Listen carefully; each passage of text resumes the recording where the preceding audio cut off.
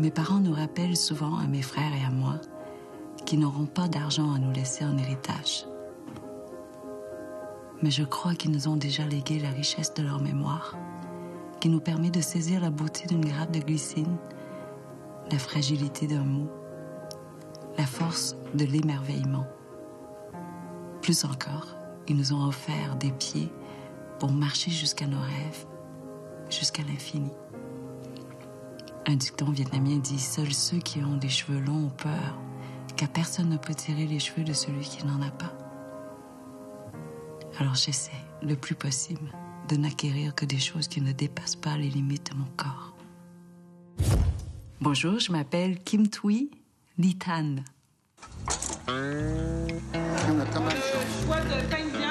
Au cours du dernier épisode, nos deux naufragés ont tenté de trouver des façons de se nourrir à moindre coût. Pour faire la cuisine lui-même, Pierre a dû investir dans de l'équipement de base. 4 $. Mais finalement, il a découvert la soupe populaire. C'est une façon de rencontrer du monde, sortir de tes 4 murs, puis de parler un petit peu avec des gens autour de toi, là. Quant à Emmanuelle, elle s'est tournée vers la cuisine collective, une activité enrichissante qui l'a laissé les bras chargés. On a fait beaucoup de nourriture. 360 portions, je pense. Cette semaine, ils poursuivent leur quête du minimum vital.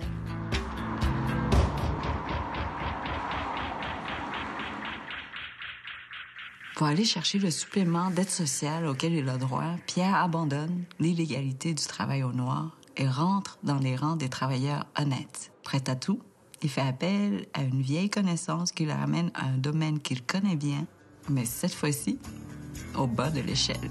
Pierre est passé ici la semaine dernière au moment où il disait « T'as pas un travail à me donner, le seul travail que j'ai, Pierre, c'est intervieweur. » Ben, il dit « Ça m'intéresse. » Ça peut arriver que le client nous demande de... Aujourd'hui, c'est la familiarisation de Pierre avec les rudiments du travail d'intervieweur. Il a passé à travers le processus à travers lequel passent tous les employés. C'est tous des gens qui sont un peu dans la même condition. C'est des gens pour qui le salaire qu'ils viennent chercher est important. On informe les gens, oui, bonjour, J'ai connu Pierre il y a probablement 25 ans. Pierre est un commandeur de sondage. Aujourd'hui, de le voir au pied de l'échelle, il doit certainement réaliser toutes les difficultés qu'il a imposées dans ses propres commandes. Oui, bonjour, je suis Pierre Côté de l'Observateur et nous sommes... Je suis un peu dans sa propre situation. Moi aussi, ça fait 30 ans que je me brasse dans ce milieu-là. Et je vous jure que des entrevues, j'en ferai pas une soirée de temps. Oui, bonsoir, pourrais-je parler à M. Yves Boivin, s'il vous plaît? On fournit du travail et dans bien des cas, c'est quasi occupationnel.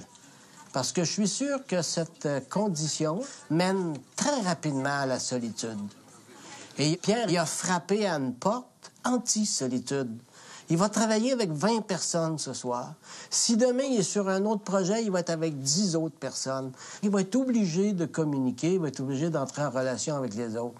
Et ça, c'est la pilule qu'il a besoin. Alors, c'est tout le temps que ça va prendre, l'entrevue est complétée. Je vous remercie et je vous souhaite une bonne soirée. Merci, vous aussi, au revoir. Merci. C'est bien correct. Moi, je suis content de... Je le fais demain encore. Fait que je vais avoir fait 10 heures, incluant la formation. Alors, ça va me donner 100 $. Ah, 100 $ légal. Je me suis pas informé sur le quand est-ce qu'ils vont me payer. Mais on est le 9 aujourd'hui, donc au plus tard, ça s'en va au 23. En principe, je suis capable de tenir le coup. En tout cas, je devrais être en mesure de tenir le coup jusque-là. Mais ça va être le temps que ça rentre.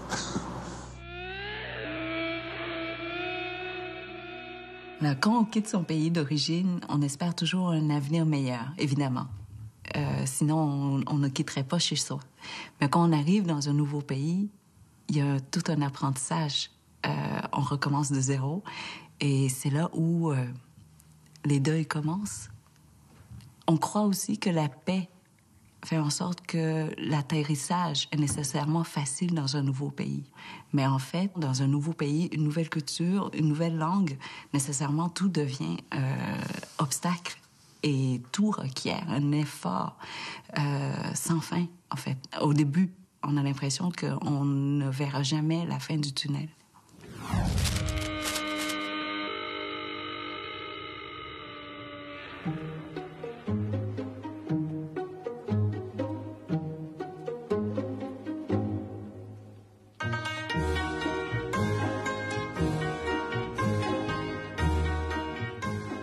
Nous sommes arrivés au Canada le 21 juin 2007 et c'était un rêve canadien pour nous.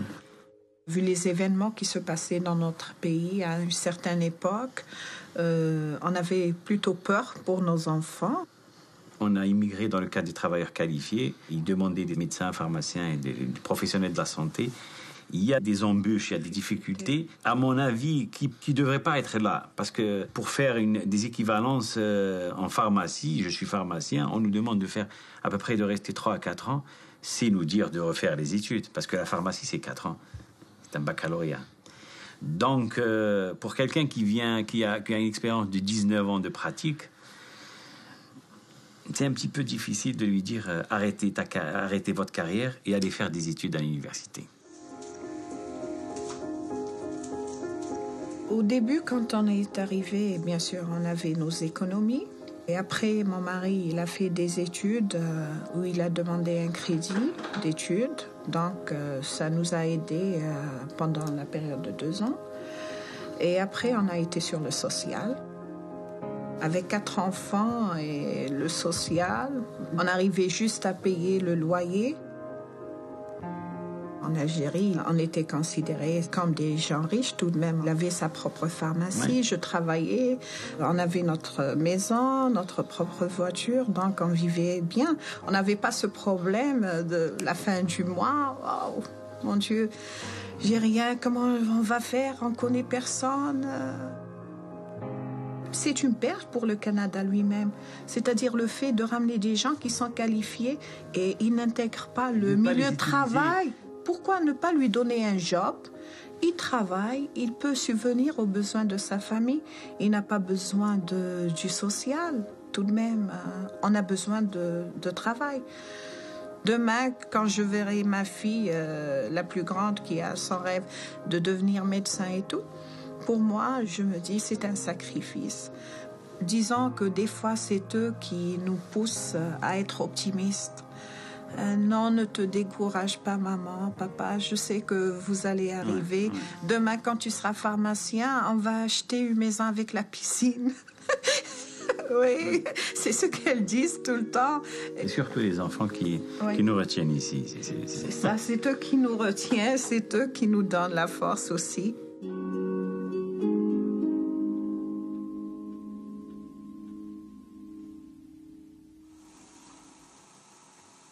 Auparavant, le Vietnam était séparé en 2 et après 1975, le Nord a gagné contre le Sud. Tout le pays est devenu communiste.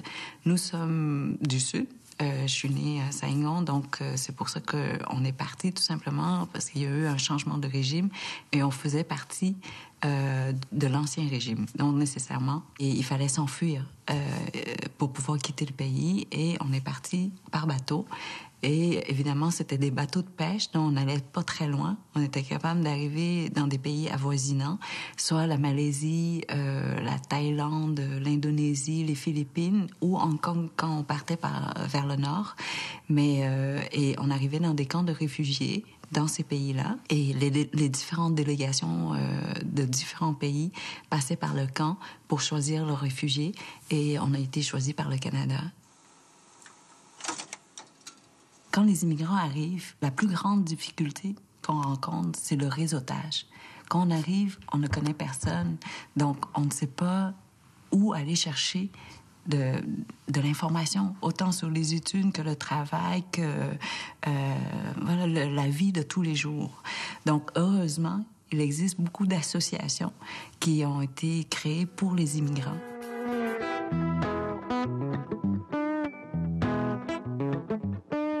Multicaf, c'est une cafétéria communautaire.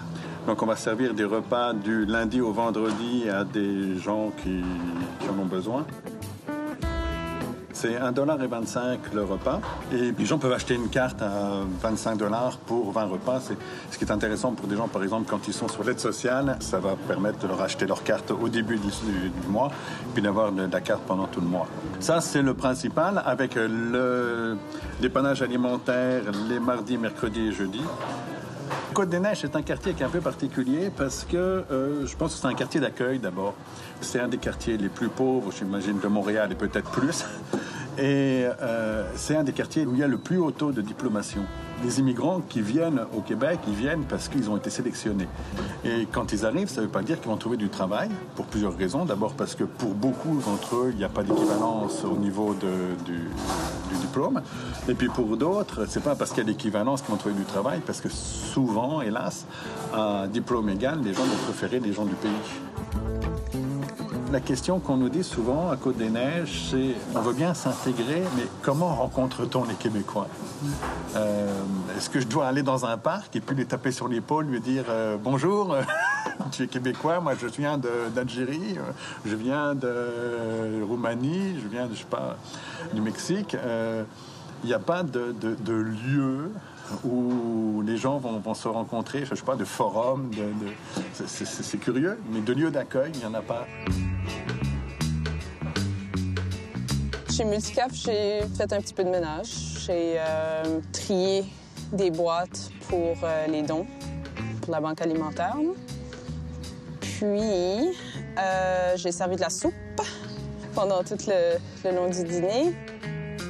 Mais les gens avec qui je travaillais, tu pouvais voir que c'était quand même des gens qui étaient contents de travailler, qui étaient là pour travailler. Puis il y avait une atmosphère quand même d'entraide, puis c'était convivial. En été, il y a beaucoup de familles. On voit des familles de nouveaux arrivants qui arrivent parce que pour eux, j'imagine que le fait de venir à Multicaf, ça va être un souci de moins et financier, pas s'en cacher, et un souci de moins en disant il ne faut pas en plus que je fasse la cuisine et tout ça parce qu'il faut que je trouve un appartement, il faut que je trouve un emploi. Ces gens-là restent pas longtemps, et puis tant mieux, je veux dire, c'est-à-dire que Multicaf est une passerelle, et puis c'est bien. C'est sûr qu'on a aussi ici à Multicaf des gens qui, à la limite, financièrement, s'en tirent mieux. Viennent quand même manger ici parce qu'il y a aussi une pauvreté morale de gens qui ont besoin de socialiser. Donc ce n'est pas qu'une question d'argent. Je pense que la pauvreté, c'est une question de ne pas pouvoir vivre dignement. Peut-être que ça devrait être.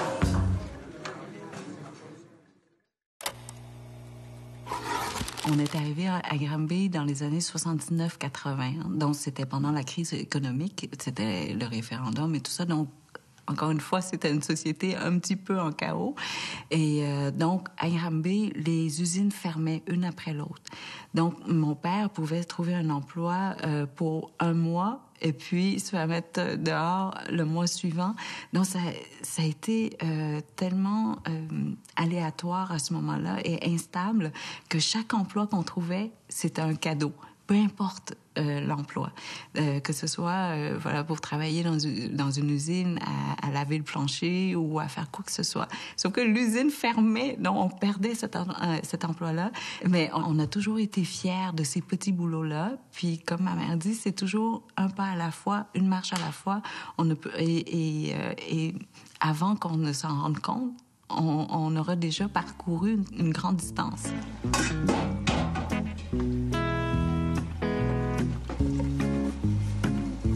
Pierre a appris que pour s'en sortir, il faut parfois recommencer de zéro.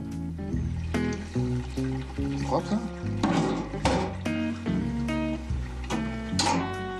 La vaisselle, ça sent bien?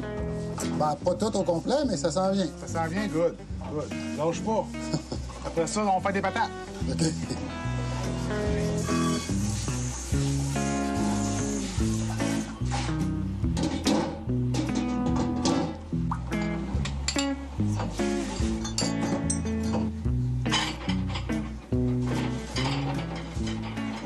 Bon, on va commencer à bûcher les patates. Je prends les patates. Je fais le moitié de poche.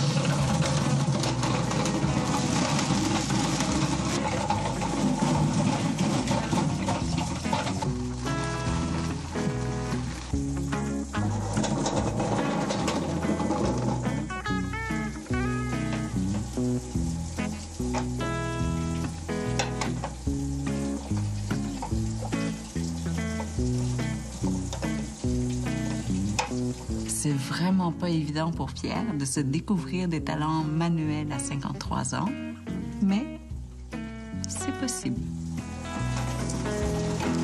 L'argent est dans les patates.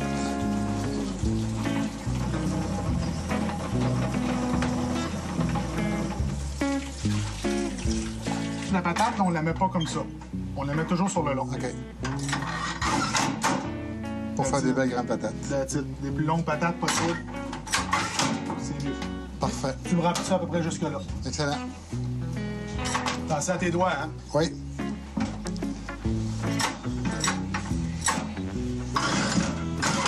Ici, il faut quand même peser ici.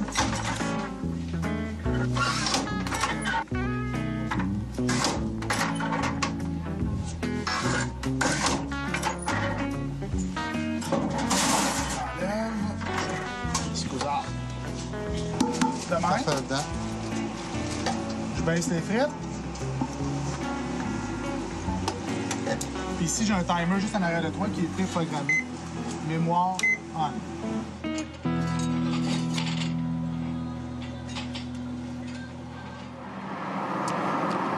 J'ai succombé. Première dépense aujourd'hui, 2 $. Fait qu'aujourd'hui, là, j'ai mangé un matin. Après ça, j'ai pris 3 hot dogs, un coke, un frite, là, une crème molle. Je sauverai pas. Pas question. J'ai pas faim. Ça, c'est des petites privations, là. À un moment donné, ben, faut passer par-dessus. Dans la culture vietnamienne, l'éducation vient, par exemple, les enseignants sont placés en haut de la liste. Bien avant le médecin et l'homme d'affaires vient vraiment en dernier. Alors, l'éducation a toujours été le point focus de toute famille.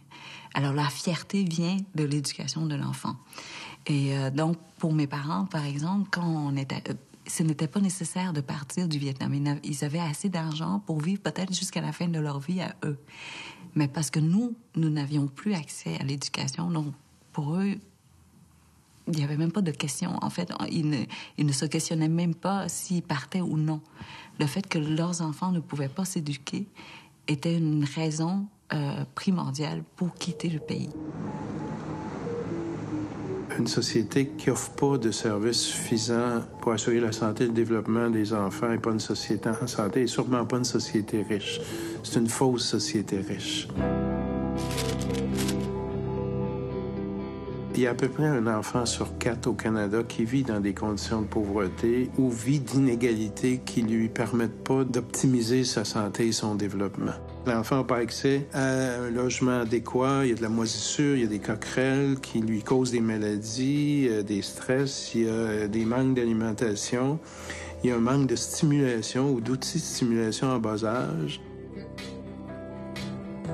On peut voir venir la pauvreté pendant la grossesse, en fait, parce que ça peut être des grossesses plus difficiles, ça peut être des naissances prématurées, et à la naissance, des bébés de petit poids, parfois même intoxiqués à cause de la consommation.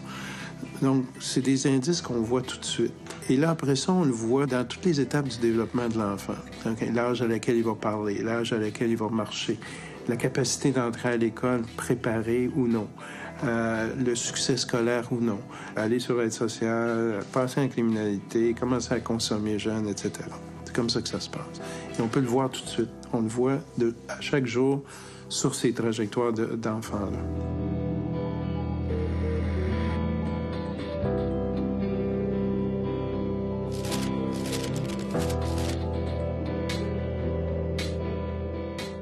J'ai eu la chance de croiser bien des anges sur ma route à mon arrivée au Canada. Mais le docteur Julien, qui exerce la pédiatrie sociale en milieu défavorisé, en est un, lui aussi, mais pour beaucoup, beaucoup, beaucoup d'enfants. Pour une famille qui vit des mauvaises conditions associées à la pauvreté, ça veut dire qu'elle se met en mode survie. En mode survie, on est stressé, on n'est pas patient. On frappe plus facilement, on devient plus violent plus vite. On a moins de temps pour stimuler l'enfant parce qu'on est à la recherche de biens fondamentaux, alimentaires, de logement ou autres. Et ces stresseurs multiples ont un impact sur l'ensemble de la famille et éventuellement, forcément, sur le développement des enfants.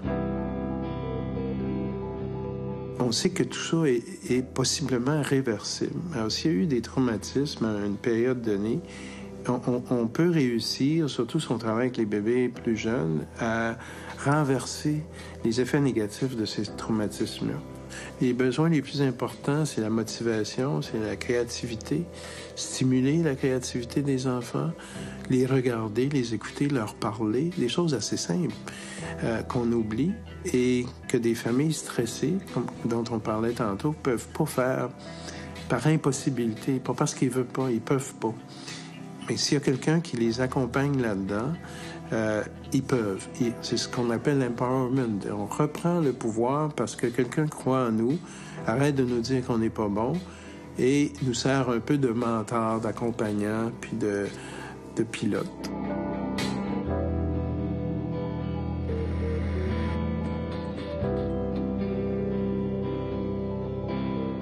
On s'est dit l'an passé, on va prendre des enfants de 15 ans et plus. On va essayer de les motiver par un immense défi à rester à l'école, à réussir à l'école. Donc, on a pris des enfants du quartier Côte-des-Neiges, du quartier Hochelaga, et on les a équipés, on les a encouragés, on les a supportés pour envisager de courir le marathon de Montréal 1 an après avoir commencé l'entraînement, mais avec un mentor. Bien, sur 20, il y en a 14 qui ont couru le marathon jusqu'au bout. Et les parents nous disaient, bien, qu'est-ce qui s'est passé? Mon enfant mange mieux, il se couche plus tôt, il est plus assidu à l'école. Ils nous ont énormément impressionnés. Je leur disais dans l'autobus, juste avant qu'ils aillent courir le marathon, je disais, vous ne réussirez pas uniquement le marathon, là, vous autres maintenant, vous allez réussir votre vie. C'est clair. Alors qu'il y en a plusieurs qui pouvaient la perdre. Donc, c'est possible n'importe quand, finalement.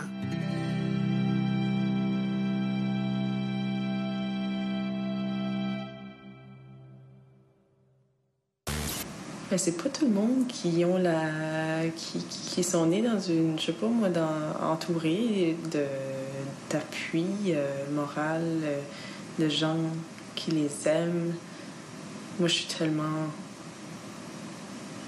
reconnaissante d'avoir eu la mère que j'ai eue, puis les choix qu'elle a fait pour elle et pour moi. Je sais pas, on dirait que j'ai une bonne étoile aussi.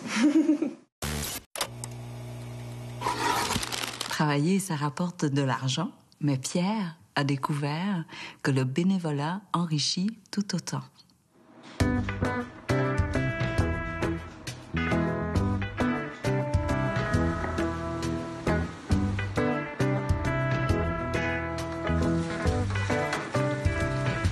J'allais travailler à la Soupe Populaire mardi passé. C'est tellement nickel, c'est tellement propre. Moi, ça m'a frappé quand je suis arrivé, puis j'ai vu ça, là, avec les cuisines. J'aurais pu là, manger sur le plancher tellement que c'était propre. C'est impeccable. Je suis sûr qu'il y a une foule de restaurants qui ne sont pas équipés comme ça, qui n'ont pas du moins ce souci de la propreté-là. Joanne, la personne là-bas, est super gentille. Ça fait que je l'ai aidé à faire la bouffe du midi. Ça fait qu'il y avait tout son repas prévu. Puis en plus, il y avait une réception, eux autres, l'après-midi pour le comité social du Centre-Sud. Fait que j'ai fait des sandwichs, des roulés, couper des légumes. Fait ça pendant une couple d'heures. Après ça, les gens commencent à arriver. Fait que là, je suis allé au service en arrêt du comptoir. C'était bien sympathique. Les gens qui sont là sont gentils, beaucoup de personnes âgées. Tu vois quelques gens proches de l'itinérance, là, mais pas tant que ça. Tu sens que c'est pas des gens riches, là, c'est bien clair. Mais il y a même des gens qui travaillent dans le coin qui vont manger là, parce que ça revient pas cher, puis c'est très, très bon. J'aimerais ça, à quelque part, quand je vais revenir à Québec, être capable d'identifier une soupe populaire à laquelle je serais capable de donner quelques heures par mois. Eux autres, ça les dépanne. Si jamais je n'avais pas été là, ils s'en seraient sortis pareil, mais ils auraient rushé comme des malades, OK? Je me dis, Caroline, c'est pas grand-chose, puis On devrait tous être capables de se trouver une petite cause comme ça pour faire un 4-5 heures d'un mois, trouver 4-5 heures d'un mois pour aider. J'ai jamais pensé faire ça. OK? Avant, non, jamais pensé faire ça, mais là, j'aimerais ça.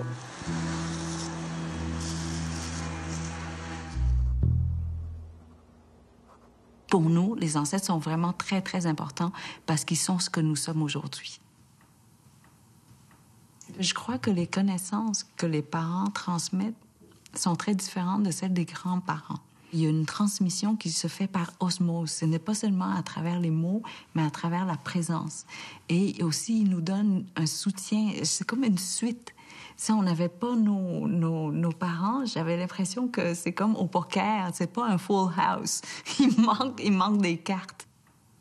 Tout dernièrement, mon fils, il y a 2-3 jours, il me dit « Ah, maman, j'aimerais ça vivre pendant 100 ans et pouvoir raconter à mes petits-enfants tout ce que j'ai vu pendant 100 ans. » Comme Bang Huai, aujourd'hui, sa grand-mère maternelle me raconte comment était le Vietnam il y a 50 ans. Et puis j'ai encore ma grand-mère, c'est-à-dire son arrière-grand-mère, qui raconte comment elle a rencontré le grand-père et tout ça, et des histoires d'amour qui sont extraordinaires. Et on a l'impression de transporter une autre époque, mais en même temps, ça explique aussi ce que nous sommes aujourd'hui. Puis parce qu'en vietnamien, on dit aussi que nous ne sommes que ce que nos ancêtres ont laissé derrière.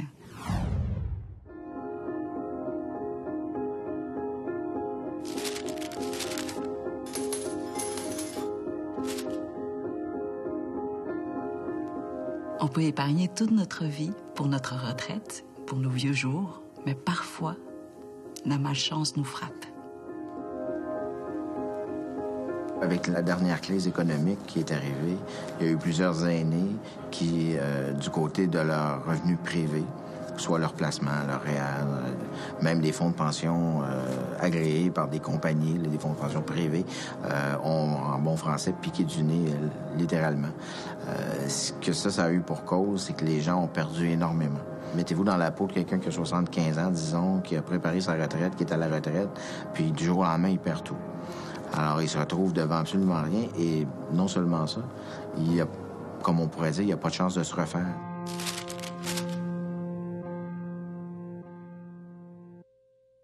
Je m'appelle Aurel Malenfant, j'ai 70 ans. J'ai été 15 ans à travailler pour moi-même, avec 12 employés. Ça a bien été. Et pour le fonds de pension, j'ai acheté une grosse maison de personnes retraitées. J'ai tout mis mes biens là-dedans.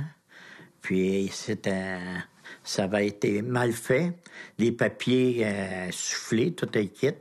Alors, il y avait toute une organisation. C'est moi qui s'est fait jouer. Alors, au bout d'un certain temps, je l'ai perdu. Je m'ai ramassé à l'eau. Sur le trottoir à 50 ans.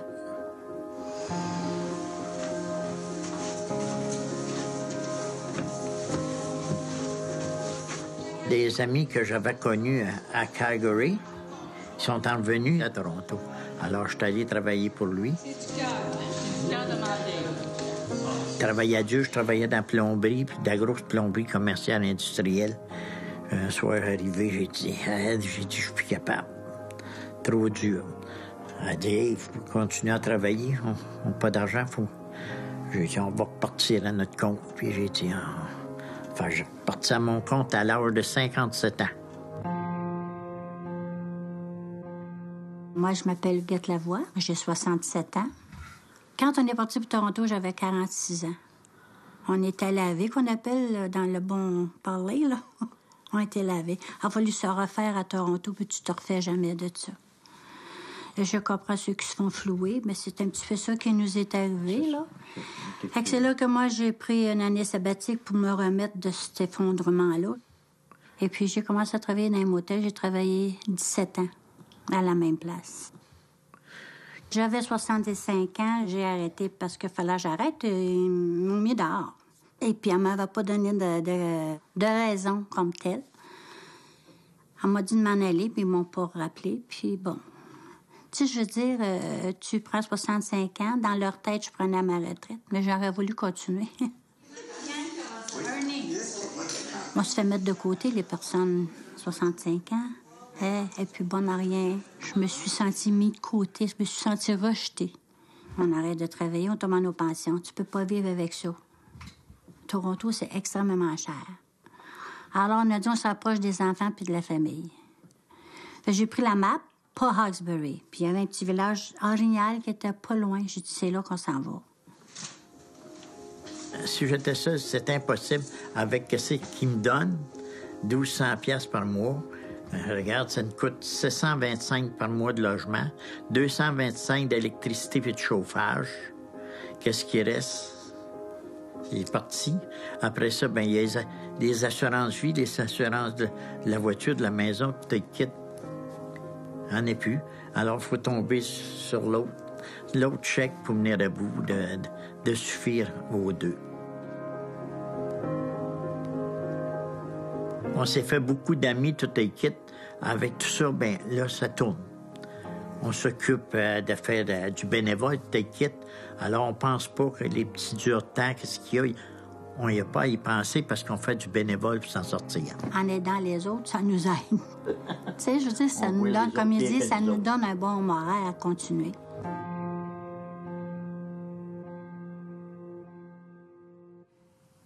Parfois, pour certaines personnes, la retraite peut vraiment améliorer leur sort. Je m'appelle Louise Marcille. Je demeure à Brownsburg, Chatham. J'ai un loyer subventionné que j'aime, que je suis privilégiée d'avoir. J'ai toujours travaillé dans les hôpitaux. Et en 1995, j'ai eu un accident de travail. J'ai payé beaucoup d'expertise, le dos, les lombaires. On vous croit pas, on vous fait payer des expertises. Ça finit plus. Moi, j'ai vidé mon compte en banque. Puis, mon garçon est décédé d'une erreur médicale aussi. Je ne suis pas pour me battre avec un éléphant blanc. Moi, je me suis tassée, puis j'ai dit, je vais passer à travers. C'est pas un choix d'aller sur l'aide sociale, mais j'ai voulu sauver ma vie, ma peau. Alors, je suis allée sur l'aide sociale. Pas facile. Avant, je dépensais en loyer presque plus que la moitié de mon salaire. Et j'ai demandé d'être sur la liste d'attente pour avoir une possibilité d'avoir un logis. J'ai écrit une petite carte tous les premiers du mois. Coucou, c'est encore moi, de mois à mois. Je tiens vraiment à ma place. J'ai hâte de faire partie de votre famille. Je l'ai eu. La ténacité, on arrive à nos fins. C'est sûr que j'ai été obligée de faire un choix dans ma vie pour arriver. Moi, je vais chez la coiffeuse seulement pour faire couper mes cheveux. J'arrange mes cheveux moi-même. C'est quelque chose que j'ai mis de côté. Le restaurant, c'est quelque chose que j'ai mis de côté. Les pièces de théâtre, ça fait une éternité que j'en ai pas vu. Un ami est capable de me changer une prise électrique. Moi, j'y faisais un bord de pantalon. Alors, service rendu comme ça, j'ai passé à travers. Je suis une madame de coupon. Alors, oui, moi, le circulaire, c'est vraiment important pour moi. Ça n'a jamais paru que j'étais sur l'aide sociale. J'avais ma fierté. 35% des retraités au Canada vivent dans une grande pauvreté. Ils sont donc éligibles à un supplément de revenus, mais à cause de problèmes de vision, d'analphabétisme ou de compréhension, 160 000 d'entre eux ne s'y inscrivent pas. En plus de perdre cette allocation, ils se privent aussi de la gratuité de leurs médicaments. Toi qui fais que la rose chasse les joues moroses. Ici, maintenant, avec mon âge, ça va encore mieux. Parce que quand tu laisses l'aide sociale puis tu as ta pension de vieillesse, moi, je reçois avec le supplément. Je suis très heureuse, c'est presque le double. Entends ma prière. Je suis moins inquiète. De toute façon, je suis une personne qui s'est serrée la ceinture à peu près toute ma vie. J'ai aucune carte de crédit, je n'en veux pas. Je dépense ce que j'ai. Je n'ai plus mes parents quand j'ai perdu ma mère. Pour moi, la pauvreté, c'est la pauvreté des liens qu'on entretient avec l'humain. On est porté à acheter après consommation tout ce qu'on achète parce que ça se répare difficilement de nos jours. Et on fait un peu la même chose avec les humains. Lorsqu'on atteint 50 ans, dans les entreprises, on dit ils commencent à coûter cher, ils sont plus performants, puis on les envoie à la retraite. Lorsqu'on atteint 65, 70 ans, ils sont vieux, ils comprennent plus rien, ils sont plus dans la société d'aujourd'hui, ils savent plus dans quoi on vit. On les, excusez l'anglicisme, on les parque dans des résidences, puis on va plus les voir. Alors pour moi, la pauvreté, c'est plus que les finances. C'est vraiment les liens humains qu'on est en train de briser au niveau des valeurs humaines. Si ce n'était que respecter et reconnaître nos aînés, ce qu'ils ont fait pour amener la société où on est aujourd'hui et ce qu'ils méritent en remerciement de nous les soutenir parce que c'est eux qui nous ont soutenus en bâtissant la société qu'on a aujourd'hui, déjà, on serait pas mal moins pauvres en tant que tel.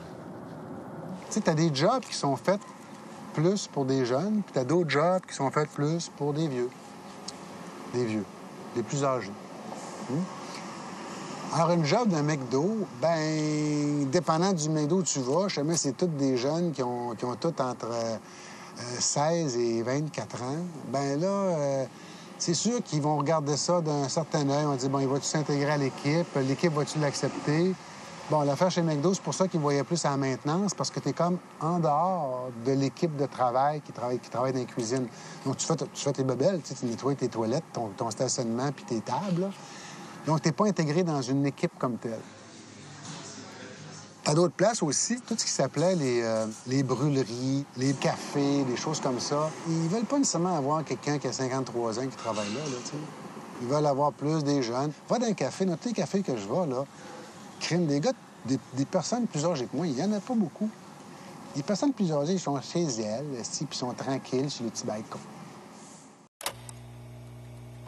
Je pense qu'il faut avoir connu les deux. Il faut que... Tu sais, j'étais dans une famille très aisée. Et on est tombé vraiment dans le très pauvre, dans le zéro. On n'a jamais reçu d'aide sociale. Mes parents ont toujours refusé. Mais je crois vraiment que c'était aussi peut-être par ignorance. On ne savait pas qu'on pouvait avoir de l'aide sociale et se trouver un emploi, avoir un supplément de 200 $ par exemple pour ajouter à la fin. Mais je pense que c'était ça. On n'était pas habitués à se reposer sur l'État. Parce qu'on n'avait pas un État envers qui on pouvait faire confiance. Donc, on disait qu'on devait se débattre rapidement, apprendre à nager. Au lieu d'avoir une bouée, on se dit, on va apprendre à nager tout de suite sans bouée, en fait.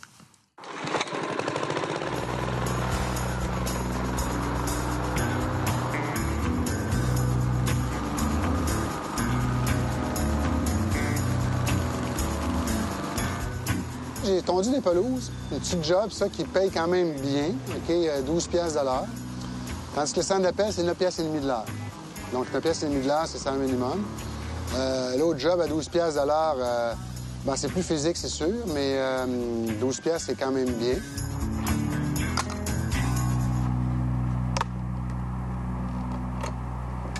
J'avais fini, sacrément. On n'a pas des souvenirs. J'ai-tu fait de ton gazon, tabarnak?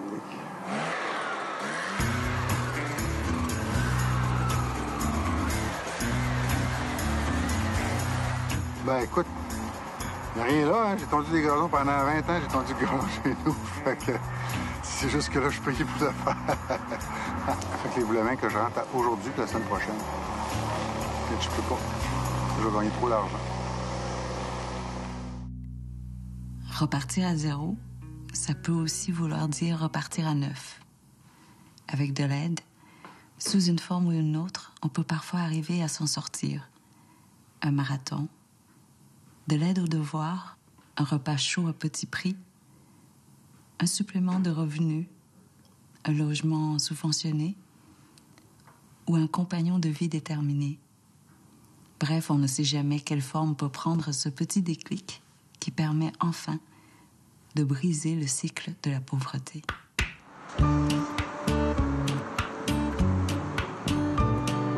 Tous les systèmes politiques, sociaux, à travers les âges, ont eu de la pauvreté. C'est impossible d'éradiquer la pauvreté. Ce qui est possible, c'est de diminuer les inégalités sociales, diminuer les écarts, surtout outiller tous les enfants de façon relativement égale, surtout dans les premières années de vie, pour qu'ils se développent pleinement.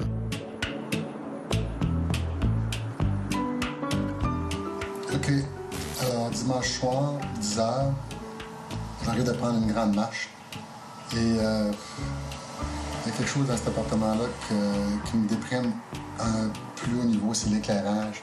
C'est la lumière blafarde du plafond. C'est fou. Je suis incapable. Ça me déprime trop. Alors moi, depuis que je suis ici, systématiquement, ce que je fais, je ferme. Je m'habitue et je me laisse éclairer par la lumière, le lampadaire de la rue. Je lis pas, j'écris pas, mais je suis pas capable, c'est trop... Non, je suis trop déprimant. Un des premiers enfants que j'ai vus dans le quartier ici, il avait été battu beaucoup. Il y avait eu beaucoup d'abus physiques chez cet enfant-là. Il voulait jamais en parler, il voulait jamais le dénoncer non plus. On a décidé de l'accompagner. On l'a fait joindre des groupes d'enfants, on a fait faire des groupes de lecture. Donc, on a accompagné cet enfant-là progressivement, on l'a encouragé à l'école. Il y a quelqu'un qui est venu l'aider pour ses devoirs. On a supporté sa mère qui était malade. Et à peu près 20 ans plus tard, il m'est arrivé, je l'avais perdu de vue à un moment donné, il m'est arrivé à la porte un homme avec son bébé. Il dit, je viens de te montrer le résultat de ce que tu as fait pour moi. Un beau bébé, là. Donc, nous, ça fait des années, donc on est là, on peut voir évoluer. Il n'était pas à l'université, mais il travaillait, il avait un beau bébé et il s'en occupait comme un père exceptionnel. Donc, ça crée comme ça des trajectoires de succès, petits ou grands. Et pour nous, tous ces succès-là sont importants. Et tous les gains qu'on a faits sont importants. Ils vont changer la vie de ces personnes-là.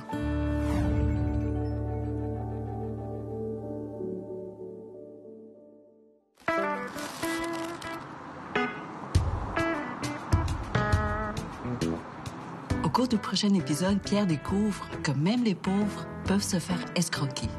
Et ce, de toutes sortes de façons. J'ai dit que je reviendrais parce que je trouve que le 100$ qu'elle m'a volé, je trouve vraiment pas ça honnête, le dépôt qu'elle n'a pas voulu me remettre. Alors, je rentre avec la caméra, puis j'essaie de voir si je peux pas récupérer mon 100$. Emmanuel trouve enfin la job qui va lui permettre de respirer un peu. Il y a quelques emplois, j'ai vu dans les petites annonces, là, dans les journaux gratuits. Hi, I'm calling about the job for the ice cream on the bicycle. Yeah. Je suis vraiment excitée d'avoir une job parce que là, l'argent était inexistant. Presque. Et Pierre refait ses valises encore une fois.